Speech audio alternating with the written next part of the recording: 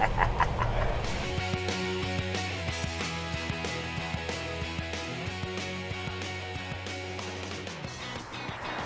are in Rock Island at Wake Brewing with Justin and Jason, and you guys are going to brew a beer just for today's show. Correct. In fact, just for Brewed. Correct. You're going to be brewing a beer. In fact, here's the recipe, real quick. Don't trade secrets here. Don't hit pause and steal this recipe. Although later on we will have a version of this that you can make at home. Correct. So let's talk about what we're going to be making today. Today is an American wheat, and the name is going to be Invisible Oranges. And it's an American. Because it's going to taste super citrusy, orangey. Correct. It'll be a hopped up version of an American wheat. An American wheat that you could have with eggs and bacon in the morning. Possibly. Right? Nothing more American. Yeah. Right?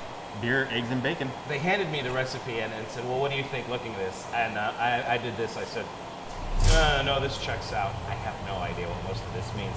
So we're going to go through the whole process today, making this beer just for the TV show, and then people can enjoy it here at Wake.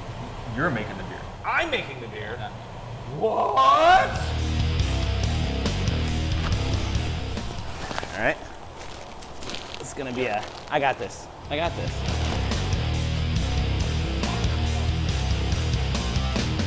Get all that malt in there. Get all that malt. Take it. Take all that malt. All right, so we've got the malt in, but this recipe also calls for rice hulls. And the reason we use rice hulls is, look at that. Isn't that beautiful? This is to prevent it from getting all gummy in there, right? I think we got a new assistant. It's working. It's working. You know, I have a feeling that this particular beer at Wake Brewing is going to be extra delicious because for the first time in my life, I'll have really earned it, you know?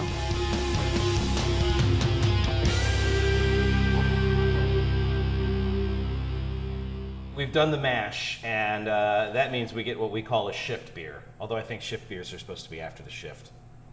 We make up our own rules here. Make up your own rules, and that's the beauty of starting your own brewery. Wake Brewing, right in the heart of Rock Island. It's a beautiful facility. You guys, I know, put a lot of work into this place. Yeah. By the way, I should reintroduce them. It's Justin and Jason, and you guys are brothers. Yeah. How long has this been a dream of yours to open your own brewery? We've kind of labored over it for 3+ years prior to doing this. So this wasn't something you like when one of you was like 8 years old. It was like, hey, someday let's own our own brewery. It's not a We wanted to lifelong be. dream? No, we wanted to be rock stars. Yeah. Which you were for a while. Kinda. Yeah, before the internet took over and you had to actually see us. Took the mystery away. Right. The internet ruined a lot of things, let's be honest. Right. So you got your start as homebrewers. Which one of you started homebrewing first? I did. So you got him turned on to different beers? About Or? We were both kind of we both fell in love with craft beer around the same time. It was actually on a tour. Yeah, so when you were touring around the world or around America, you would find different beers. Tell that story, because it's worth hearing. We were playing, it was 2004, I think. 2000. And the band was called?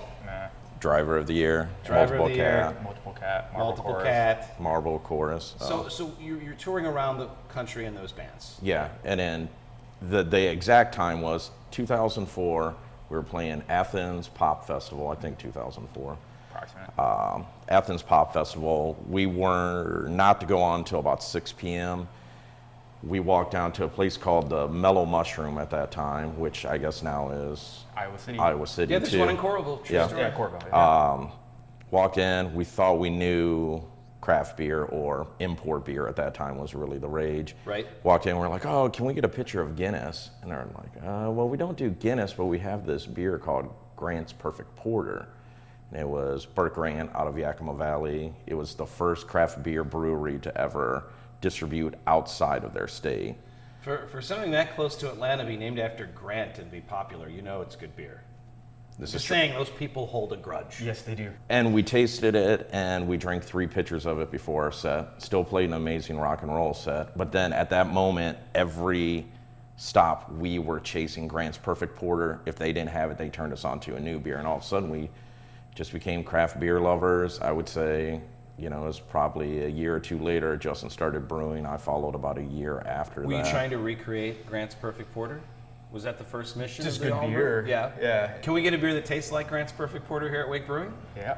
What's it called?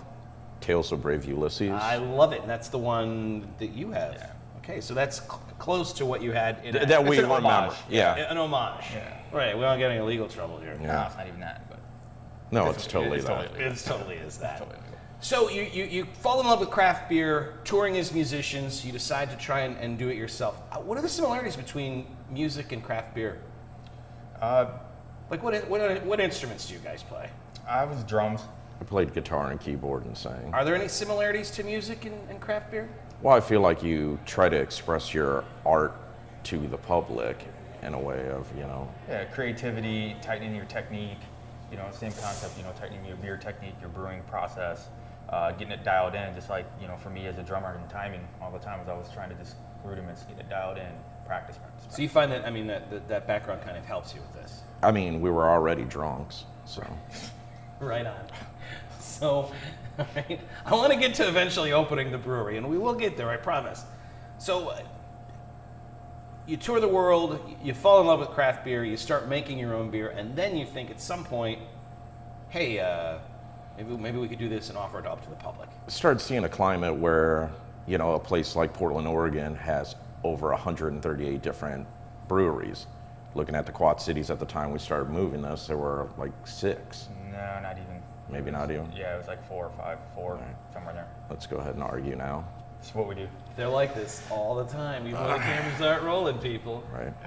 I know that's a question that you get a lot where people say, geez, how many breweries can the Quad Cities handle? And the answer is more, more, and more. Yeah. I feel like it's going to take the place of your everyday neighborhood bar. You're going to see a lot more that are our size and smaller where they're offering 3 or 4 of their beers and your neighborhood takes pride in that area. Right. Which is the way things used to be Yeah. way Yeah. back in. Before Prohibition. Right, right. So, time to put the hops in. This whole thing. Everything but the bag. Don't put the bag in.